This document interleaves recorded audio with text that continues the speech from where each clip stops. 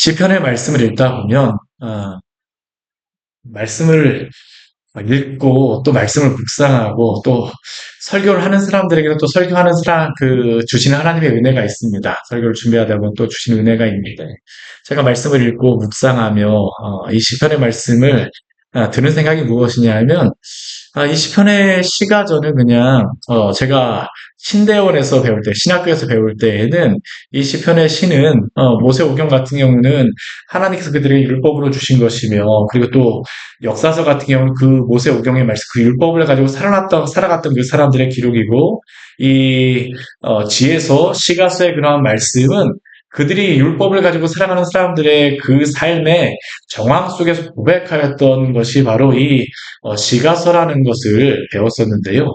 실제로 다 그냥 배울 때는 그냥 그런가 보다 했었는데 막상 시편을 묵상하면 묵상할수록 실제로 그렇다라는 그런 생각이 듭니다. 특별히 이 시편의 말씀, 우리가 지금 이 시편 앞부분의 말씀을 보고 있는데 우리 시편 오늘 11편 말씀을 보는데 이 앞부분의 시편은 대부분 저자가 누구냐 하면 다윗입니다. 다윗이 하나님 앞에서 하나님을 의지하며 하나님의 율법을 붙들고 살아가고자 하였던 다윗. 그런데 한번 생각해 보십시오. 다윗이 정말 하나님의 말씀을 붙들고 살아가려고 했을 때 쉬웠을까요? 쉽지 않습니다. 다윗에게 어려움이 없었을까요? 어려움이 있었습니다. 그래서 우리가 이 시편의 말씀에 보다 보면요. 참 이 다윗의 마음을 알 수 있는 그러한 여러 가지 말씀이 있습니다. 우리 그 시편 3편 우리 1절과 2절 말씀을 보게 되면 이 압살롬에게 피할 때 그 다윗이 고백하였던 그러한 부분이 이 시편인데 우리 시편 3편 1절 2절 말씀 같이 한번 읽을까요? 여호와의 나의 대적이 어찌 그리 많은지요. 일어나 나를 치는 자가 많으니이다. 많은 사람이 나를 대적하여 말하기를 그는 하나님께 구원을 받지 못한다. 하나이다 셀라. 이게 다윗이 지은 시입니다. 근데 다윗에게 사람들이 뭐라고 이야기하냐면 다윗에게 너무나도 많은 대적이 있었습니다. 다윗이 사울에게 쫓겨다닐 때 또한 압살롬에게 쫓겨다닐 때 그 많은 대적들. 근데 지금 여기는 압살롬에게 쫓겨다닐 때 지었던 그러한 시이죠. 근데 이럴 때 다윗은 사실 그 지금까지 다윗의 그러한 삶은 누가 보아도 하나님이 함께 하시는 분이 바로 다윗이었습니다. 근데 막상 다윗이 그 아들에게 이렇게 쫓겨다니고 또 왕위를 잃는 것 같은 그러한 모습을 보니까 그 다윗을 미워했던 사람들이 뭐라고 얘기합니까? 다윗에게 뭐라고 이야기하냐면 그는 하나님께 구원을 받지 못한다. 그는 하나님이 돕는 사람이 아니라는 겁니다. 이게 도대체 이해를 할 수가 없잖아요. 근데 이게 실제로 쫓기기는 다윗에게 이것은 어떤 것처럼 들렸을까요? 비수와 같이 꽂히지 않았겠습니까? 다윗과 같이 우리가 보기에는 다윗과 같이 구원받고 그 은혜를 누린 사람이 누가 있습니까? 근데 다윗에게도 이게 그에게 와서 그 비수와 같았다는 겁니다. 저는 구원받을 만한 사람이 아니다. 이번에는 그가 하나님께 구원을 받지 못할 것이다. 다윗의 마음이 고스란히 드러나고 있죠. 그것뿐만이 아닙니다. 오늘 그 새벽에 보았던 오늘 시편, 우리 시편의 말씀에서도 이 악인들, 우리 시편 1절 말씀은 이렇게 시작합니다. 시편 1절 말씀은 이렇게 시작합니다. 우리 같이 한번 읽어볼까요? 여호와여 어찌하여 멀리 서시며 어찌하여 환난 때에 숨으시나이까. 누가 보아도 다윗과 함께 하셨던 분이 바로 다윗, 그러니까 하나님과 그 다윗과 함께 하셨던 분이 바로 하나님이신데 다윗의 그런 고백 가운데 한 가지 무엇입니까? 어찌하여 멀리 서시며 어찌하여 환난 때에 숨으시냐라는 겁니다. 아니 다윗도 이러한 때가 있었을까라고 생각해보지만 다윗에게도 그러한 때가 있었다는 겁니다. 삶의 여러 가지 상황을 살아가다 보면요 이러한 일이 있었다라는 겁니다. 하나님 도대체 어디 계십니까? 라고 하는 게 바로 이 다윗의 질문이죠. 우리도 사실 살아가다 보면 이러한 질문에 맞닥뜨릴 때가 있지 않습니까? 여러 가지 문제와 여러 가지 환난과 여러 가지 고난을 당하게 되면요. 하나님 도대체 제가 이렇게 고난을 당하는데 하나님 어디 계세요? 하나님 도대체 어디에 계셔서 제 소리를 듣고 계십니까? 근데 오늘 시편 11편 말씀도 사실 그렇게 시작하고 있죠. 우리 시편 11편 말씀을 보게 되면요. 참 이거는 아이러니한 그런 말씀입니다. 우리 시편 11편 1절 말씀 같이 한번 볼까요? 내가 여호와께 피하였거늘 너희가 내 영혼에게 새같이 내 산으로 도망하라 함은 어찌하는가. 다윗은 지금 누구에게 피하여 있습니까? 하나님께 피하여 있습니다.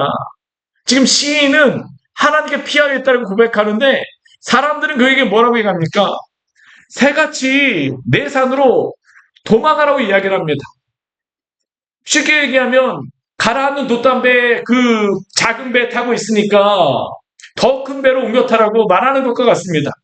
실제로 우리에게도 이렇게 보이는 그러한 때가 있지 않습니까?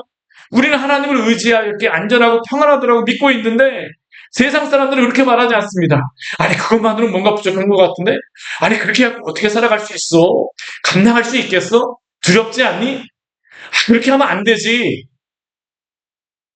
심지어는 이렇게까지 이야기하는 사람들도 있습니다. 신앙이 밥을 먹여주니? 너를 지켜주니? 나는 하나님께 피하여 있는데 다윗은 하나님께 피하여 있는데 지금 이 세상의 사람들은 다윗에게 와서 여호와께 피하여 있음에도 불구하고 내 영혼이 새같이 내 산으로 도망하라고 이야기하는 겁니다. 거기 말고 다른 방법을 찾아라는 겁니다. 하나님 말고 다른 방법을 찾아라라고 이야기합니다. 실제로 이러한 일들이 성경에 보게 되면요. 왕왕 있습니다. 하나님을 의지하여 하나님께 피하고 있는데요. 다른 곳으로 피하라고 합니다. 우리 느헤미야 6장 말씀을 보게 되면요. 실제로 이러한 일들이 있었죠. 느헤미야가 성벽을 재건할 때 그를 방해하려던 산발락과 도비아라고 하는 그러한 사람이 있었습니다. 그런데 그 사람들이 여러 가지 계책을 꾸미고 이 느헤미야를 해치려고 해요. 그리고 성문을 달 무렵 이제 거의 다 성벽이 완성되어져 가서 이제 성문을 달 무렵이 되었을 때 느헤미야 6장 2절 말씀을 보게 되면 그들이 사람을 보내서 그 느헤미야에게 얘기합니다. 오라 우리가 오로평지 한촌에서 서로 만나자. 왜 이들이 느헤미야하고 만나자라고 이야기했을까요? 요즘에 뭐 미국하고 이란하고 평화 협상한다라고 이야기하는 것 같이 협상하자라고 한 것입니까? 물론 협상하자라고 하는 것이지만 실제로는 무엇입니까? 느헤미야를 거기서 숨어서 죽이려고 하는 것이죠. 4번씩이나 이런 시도를 합니다. 성공을 하지 못해요. 그러니까 그들이 나중에 6장 6절 말씀을 보게 되면 또다시 편지를 써서 이렇게 합니다. 이방인 중에도 소문이 있고 가스무도 말하기를 너와 유다 사람들이 모바 나라에서 성벽을 건축한다 하나니 내가 그 말과 같이 왕이 되려 하는도다. 사실 이 이야기를 누구에게 쓰려고 하는 것입니까? 페르시아 왕에게 쓰려고 하는 겁니다. 지금 느헤미야가 왕이 되려고 한다는 것은 페르시아 왕에게 무엇처럼 보이는 걸까요? 반역을 꾀하는 거잖아요. 그렇죠? 너가 나를 만나주지 않게 되면 너가 반역을 예루살렘 성벽 짓고 나서 반역을 일으키는 것이더라고 내가 이야기할 거야 라고 이야기하는 것이죠. 그러고 나서 무엇이라고 합니까? 우리가 다시 한번 와서 의논하자라고 이야기합니다. 그런데 이것도 느헤미야가 따르지 않아요. 그러니까 이번에는 우리 6장 말씀에 느헤미야 6장 말씀을 보게 되면 이 성벽이 거의 다 완성되어져 갈 때입니다. 어떤 방법까지 쓰냐 하면 이 산발락과 이 사람들이 그 유다의 선지자를 통하여서 느헤미야를 속이고자 합니다. 우리 느헤미야 6장 10절 말씀을 보게 되면 이러한 말씀이 있어요. 이후에 무에다벨의 아들 손자 들라야의 아들 스마야가 두문문출하기로 내가 그 집에 가니 그가 이르기를 그들이 너를 죽이러 올 터이니 우리가 하나님의 전으로 가서 외수 안에 머물고 그 문을 닫자. 저들이 반드시 밤에 와서 너를 죽이리라 하기로. 이것이 누구를 통해서 이야기하는 겁니까? 유다의 선지자를 통하여서 지금 느헤미야에게 말하고 있는 겁니다.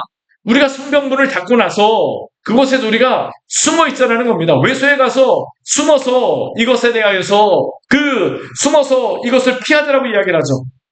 근데 이것도 무엇일까요? 산발랏이 뇌물을 스마야에게 주고 꾸민 계략이었습니다. 느헤미야가 더 안전한 곳으로 가라고 유혹하였던 것이죠.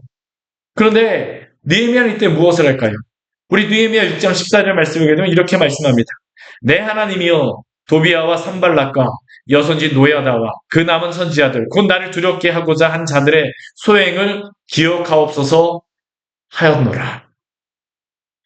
느헤미야는 자신이 이미 하나님께 피하여 했음을 확신하였기 때문에 분명히 알고 있었기 때문에 세상의 사람들이 아무리 이야기한다 할지라도요 그 세상의 소리에 따르지 않습니다. 또다시 누구에게 피합니까? 하나님께 피합니다. 왜 그렇습니까? 자신이 피한 그 하나님만이 참된 산성이요 반석이요 또한 그를 구원하실 분이라는 것을 그는 확신하였기 때문이죠. 오늘 그 시편 11편 3절 말씀을 보게 되면요. 이러한 말이 있습니다. 우리 3절 말씀을 같이 한번, 우리 시편 11편 3절 말씀을 같이 한번 해볼까요? 터가 무너지면 의인이 무엇을 하랴. 이것은 지금 누가 이야기하는 거냐면요, 이 세상이 지금 시인에게 하는 이야기입니다. 두렵게 하는 그런 악인이 지금 세상의 사람들이 지금 다윗에게 하는 이야기예요. 어쩌면 우리에게 하는 이야기죠. 내가 의지하던 그 터가 다 무너졌는데 그 터는 누구겠습니까? 하나님입니다. 너가 지금 그렇게 있는 곳이 흔들리고 있어. 터가 다 무너졌는데 이제 내가 무엇을 할 수 있느냐? 사실 이것은 우리의 삶에서도 어떤 일이 있습니까? 저 같은 경우로 한다면 사역에 대해서 이야기하는 것이겠죠. 우리의 사역의 열매가 보이지 않고 아무 결과도 없어 보일 때 우리도 이런 소리를 듣습니다. 터가 다 무너졌다. 여기서 피하라. 내 인생을 구하고 내 가족을 구하라. 하나님 앞에서 굳게 결심하고 확신하고 있음에도 불구하고 그 결과가 좋지 않게 보이게 되면 우리는 끊임없이 이러한 공격과 미혹을 받습니다. 여러분들도 그렇지 않습니까? 분명히 하나님이 우리에게 주신 그러한 길이요 또한 인도하심임에도 불구하고 사실 여러 가지 많은 우리의 결과가 보이지 않을 때에는 터가 안전하지 않다고 이야기합니다. 주변의 사람들이 계속 이야기해요. 한 명만 이야기하는 게 아닙니다. 거기는 불안하다고 이야기합니다. 다른 터로 옮겨야 될 것 같아. 그런데 이러한 유혹은 누구도 받으셨을까요? 예수님도 받으셨습니다. 예수님도 받으셨어요. 터가 안전하지 않다고. 우리 누가복음 13장 31절 말씀을 보게 되면 어떤 바리새인들이 와서 예수님께 이야기합니다. 우리 이 말씀 같이 한번 찾아볼까요? 우리 누가복음 13장 말씀입니다. 우리 누가복음 13장 31절 우리 같이 한번 읽을게요. 누가복음 13장 31절 같이 한번 읽겠습니다. 같이 읽습니다. 곧 그때에 어떤 바리새인들이 나와서 이르되 나가서 여기를 떠나소서 헤롯이 당신을 죽이고자 하나이다. 세례 요한도 죽이고 이제 예수님도 죽일 수 있다라고 지금 위협하는 것이죠. 바리새인들이 와서 예수님을 두렵게 하고자 합니다. 여기서 떠나소서 헤롯이 당신을 죽이고자 합니다. 근데 예수님의 답변은 무엇입니까? 32절 33절 말씀 우리 같이 한번 읽어보겠습니다. 이르시되 너희는 가서 저 여우에게 이르라. 이르되 오늘과 내일은 내가 귀신을 쫓아내며 병을 고치다가 제3일에는 완전하여지리라 하라. 그러나 오늘과 내일과 모레는 내가 갈 길을 가야 하리니 선지자가 예루살렘 밖에서는 죽는 법이 없느니라. 예수님도 이러한 유혹을 받으셨지만 결국 승리하셨습니다. 세상이 숨으라고 권하는 그 산과 터가 아무리 굳건하고 안전해 보인다 할지라도 결코 무너지지 않는 터는 오직 하나님뿐임을 기억하십시오. 아무리 튼튼해 보여도 가장 중요한 것은 그 터 자체입니다.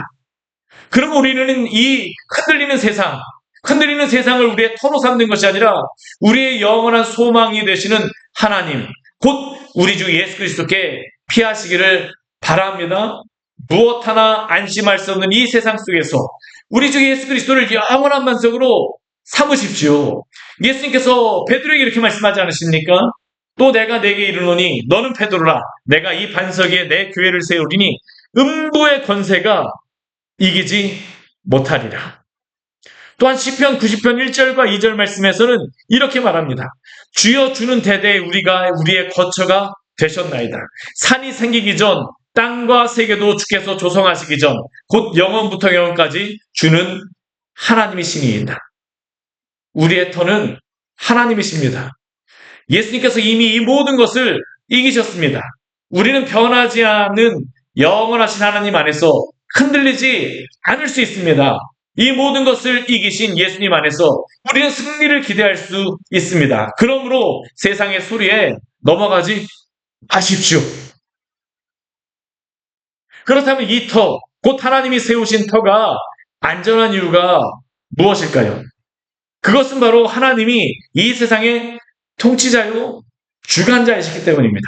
오늘 시편 11편 4절 말씀을 보게 되면요, 이렇게 다윗은 고백을 합니다. 우리 시편 11편 4절 말씀 우리 같이 한번 읽어보겠습니다. 여호와께서는 그의 성전에 계시고 여호와의 보좌는 하늘에 있으며 그의 눈이 인생을 통촉하시고 그의 안목이 그들을 감찰하시도다. 여호와라고 하는 그러한 이름의 의미는 무엇입니까? 스스로 계신다는 그런 의미입니다. 스스로 계신다라는 이름을 가진 여호와 하나님은 그의 성전에 임재하고 계세요. 동시에 그의 보좌는 하늘에 있습니다. 하늘에 계시다는 것은 하나님은 이 세상을 초월해 계신다는 그러한 의미입니다. 하나님이 이 세상보다, 이 우주보다도 더 크신 분이십니다. 이 세상은 하나님이 우주의 어떤 한 부분에 있다라고 생각을 합니다. 우주가 너무나도 커서 하나님은 그것의 일부라고 생각을 하기도 합니다. 그러나 하나님은 이 우주를 창조하신 하나님은 이 우주보다 더 크신 분임을 기억하시기를 바랍니다. 하나님이 이 우주를 창조하셨는데 우주보다 작으실 리가 없잖아요. 세상을 창조하신 하나님이 이 세상에 속하여 계실 수 없습니다. 세상은 하나님을 다 담을 수 없습니다. 이것은 세상의 종교들이 자신들의 신을 세상이나 우주의 한 부분 혹은 우주 안의 어떠한 존재로 여기는 것과는 확연히 다른 것입니다. 성경은 하나님이 이 세상을 초월하게 계신 분임을 분명히 말하고 있죠. 오늘 시편 11편 4절이 우리에게 그것을 말하고 있습니다. 여호와께서 그의 성전에 계시고 여호와의 보좌는 하늘에 있으며 성전에 계시다라고 하지만 하나님은 이 세상을 초월한 그 하나님의 보좌, 하나님의 그 성소 안에 계시다라는 겁니다. 그러나 우리가 하나님이 초월하여 계시다라고 해서 그분이 우리와 무관하시다라고 생각하면 안 됩니다. 오늘 4절 뒤에 말씀해 보게 되면요. 하루 이어서 다윗은 무엇이라고 그가 고백합니까? 그의 눈이 인생을 통촉하시고 그의 안목이 그들을 감찰하시도다. 그분은 온 세상을 초월하신 분이시지만 하나님은 그 초월하신 분께서 동시에 오늘도 이 세상을 지켜보시고 끊임없이 보호하시고 그 눈길로 우리를 쳐다보고 계시다라는 겁니다. 인생을 통촉하시고 그의 안목이 그들을 감찰하시도다. 하나님은 그저 지켜보시기만 하는 것이 아니라 의인을 감찰하십니다. 우리 5절 말씀을 보게 되면 여호와는 의인을 감찰하신다라고 말씀하고 있죠. 당신의 백성을 사랑하는 마음으로 지켜보시며 여러분들의 소리, 우리의 소리를, 우리의 기도를 들으십니다. 반면 악인은 어떻게 할까요? 하나님께서 우리의 소리를 들으신다라고 하는 것은요, 악인들의 소리도 듣습니다. 그런데 그 악인들의 소리는 하나님이 그 소리를 듣고서 어떻게 할까요? 악인과 폭력을 좋아하는 자를 마음에 미워하신다라고 말씀하시죠.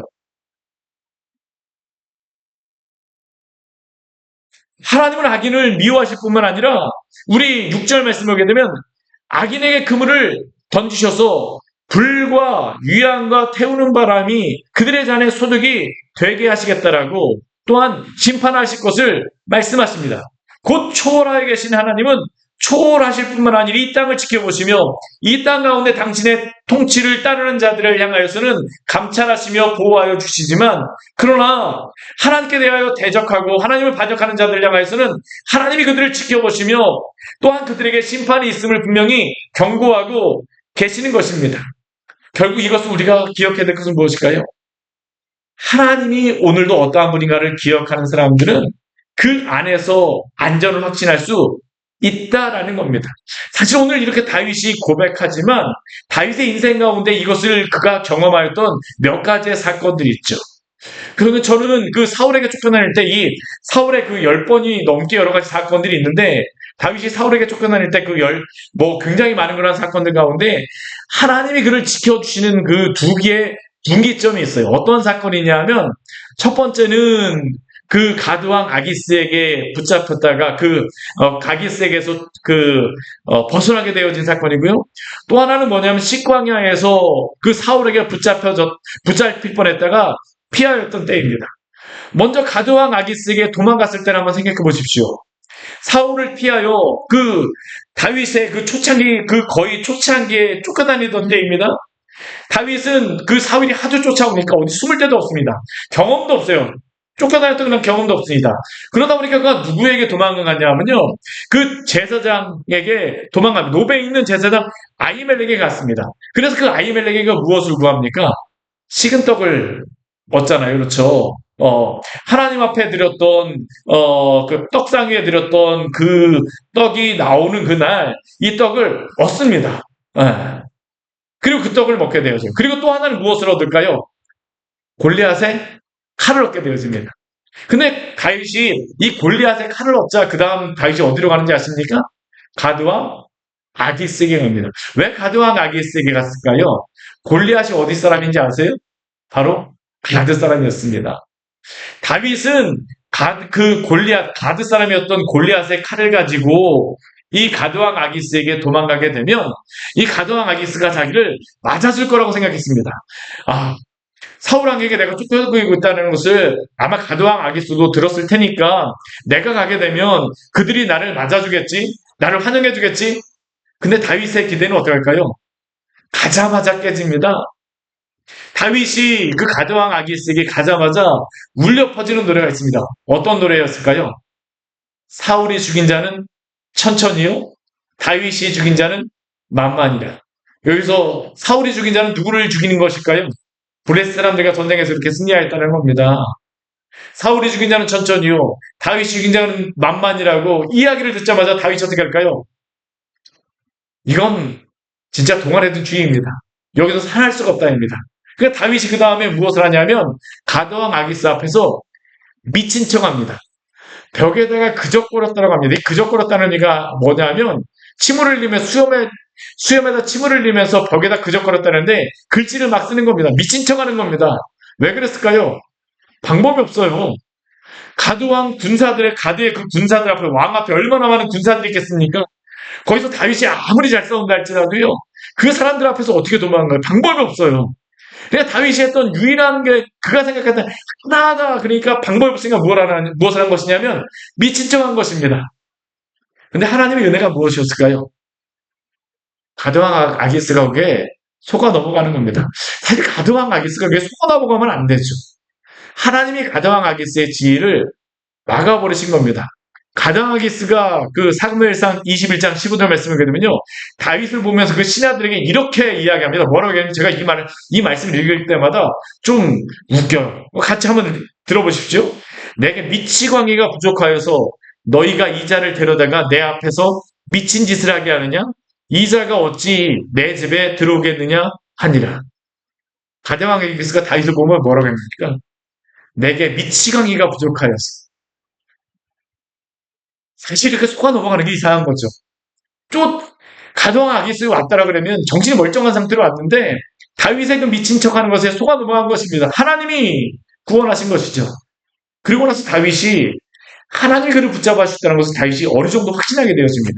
그 두 번째 사건이 무엇이냐 하면, 그가 그 유대 광야에서 도망 다닐 때 어느 정도 익숙해졌을 때입니다. 그리고 그가 익숙해지고 나서 우리 사무엘상 24장 말씀을 보게 되면 그일라 사람들이 블레셋 사람들에게 침략을 당했다는 소리를 듣습니다. 그러자 다윗이 어떻게 할까요? 그일라 사람들을 구하러 갑니다.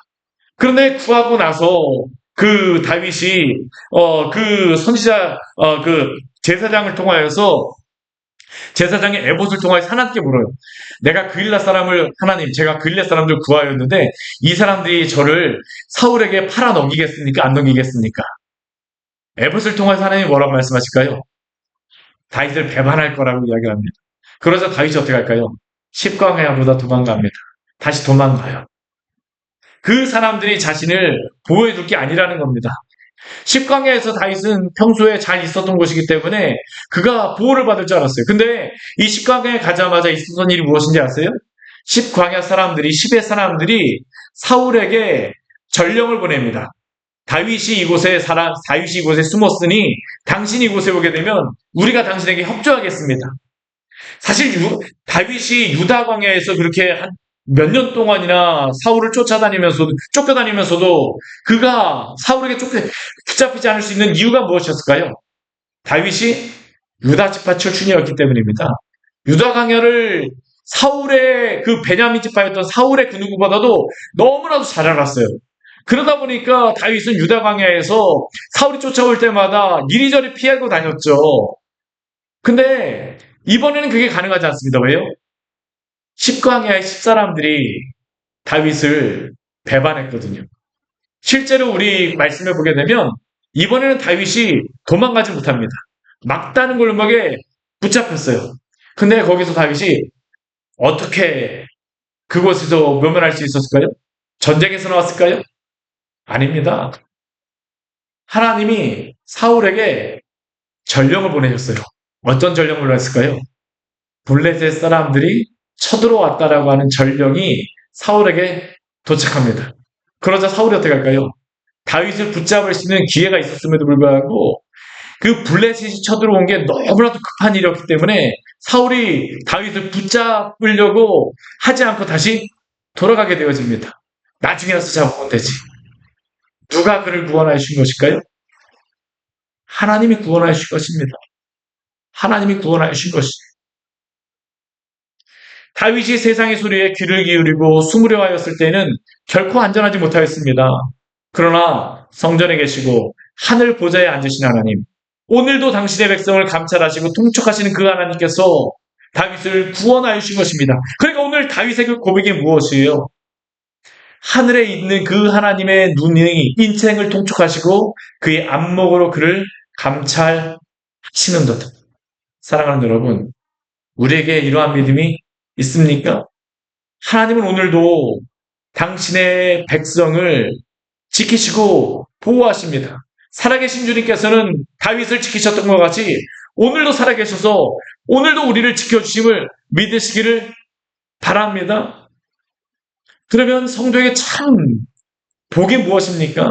성도의 참 능력이 무엇입니까? 오늘 2절, 우리 7절 말씀을 보게 되면 결과적으로 이렇게 다윗은 고백하고 있죠. 우리 7절 말씀 같이 한번 읽겠습니다. 여호와는 의로우사 의로운 일을 좋아하시나니 정직한 자는 그의 얼굴을 배우리이다. 여호와는 어떠한 분이십니까? 의로우신 분이세요. 그래서 누구를 좋아하십니까? 의로운 일을 좋아하십니다. 사실 우리가 의로워서 하나님 우리를 좋아하시는 게 아니에요. 예수 그리스도가 행하신 그 의로 말미암아 예수 그리스도의 의를 보고 우리를 맞아주시죠.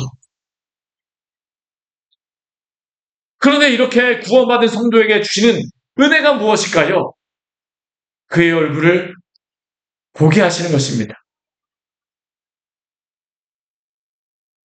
야곱에게 주셨던 이스라엘이라는 이름처럼 하나님을 믿고 의지하며 살아가는 성도에게 하나님의 얼굴을 오늘도 보여주시리라고 약속하는 겁니다.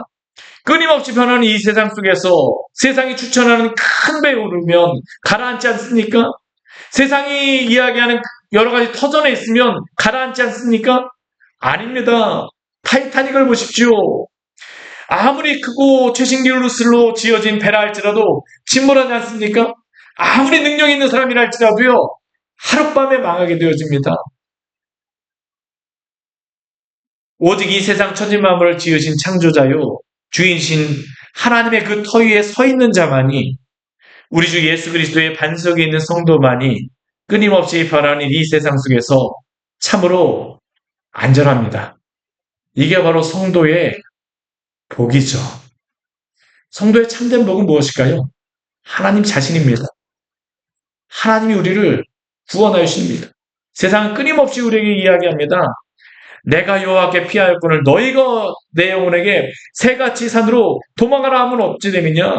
너희가 있는 그 터가 무너지면 도대체 어디 가겠느냐? 그러나 우리의 참된 터이신, 우리의 참된 반석이신 여호와 하나님은 결코 흔들리지 않는 분이시며 결코 무너지지 않고 우리를 보호하여 주시는 그러한 하나님이심을 믿음으로 오늘도 주 안에서 평안하게 또한 담대하게 살아가시기를 축원합니다. 같이 기도하도록 하겠습니다. 우리 오늘 말씀 같이 기억하면서 우리 기도하기를 합니다. 성도의 참된 복은 하나님이십니다. 우리가 어디로 피할까요? 세상 끊임없이 우리에게 이야기합니다. 여호와께 피하고 있는데요. 거기 말고 다른 곳으로 피하라고 이야기를 해요. 우리가 교회 와서 기도를 해도요. 끊임없이 이러한 이야기를 듣습니다. 나는 하나님을 의지하여서 하나님께 피하겠다고 이야기하는데 또 다른 곳으로 피하라고 이야기를 합니다. 근데 결코 이러한 것을 우리가 미혹되면 안 됩니다. 하나님만이 우리의 참된 터이시며 우리의 구원의 주가 되어 주십니다. 주님, 우리를 하여금 당신의 그 은혜 안에 있게 하여 주시고 당신의 그 날개의 그늘 안에 피하여 있게 하여 주시옵소서. 다른 소리 가운데 우리의 귀를 기울이지 말게 하여 주시고 우리가 주님을 떠나 다른 곳으로 가지 않게 하여 주시옵소서. 우리가 분별할 수 있는 지혜를 아까 해주시고 주 안에 있는 그 참된 터 안에서 흔들리지 않는 그 구원의 은혜를 누리게 하여 주시옵소서. 이 시간 주님 앞에 잠시 같이 기도하도록 하겠습니다. 같이 기도하시겠습니다. 하나님 아버지, 이 시간 주님 앞에 기도하며 나아갑니다. 하나님 아버지, 우리가 보았다는 모집